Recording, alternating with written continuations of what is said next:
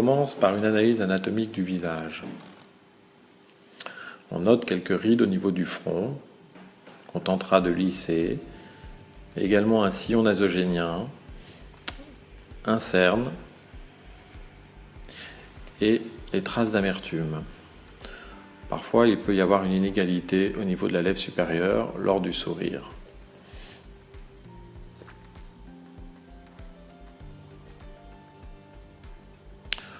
On montre ici le pli d'amertume, marqué par les bas-joues liés au relâchement cutané.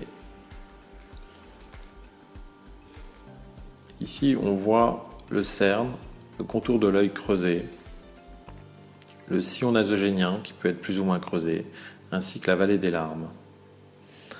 On pourra repulper la pommette de manière à effacer la vallée des larmes, tendre légèrement le sillon nasogénien. Ici, l'ovale n'est pas parfait.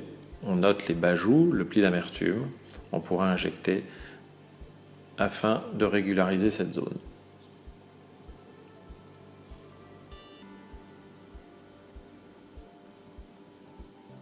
Voilà. Ici, on injecte donc l'ovale du visage de manière à faire disparaître la notion de bas-joue liée au relâchement cutané. L'injection se fait sans douleur avec une aiguille très fine.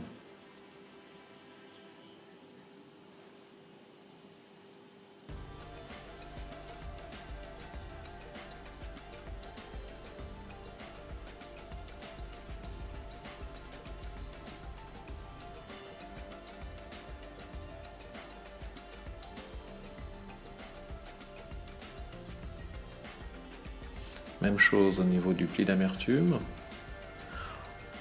On peut utiliser de l'acide hyaluronique, mais également du radiès, qui est de l'hydroxyapatite de calcium, qui permettra ici de relever donc l'angle de la bouche et de faire disparaître ce pli d'amertume.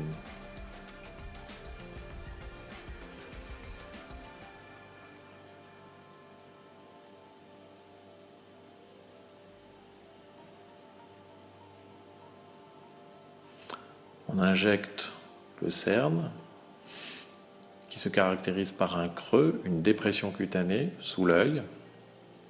L'injection se fait également sans douleur. Ici, on voit la patiente qui ne bouge pas et qui ne ressent rien.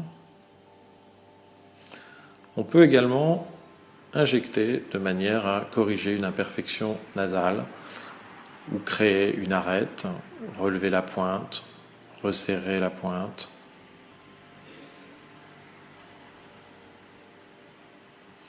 On pratiquera pour ce faire une anesthésie locale.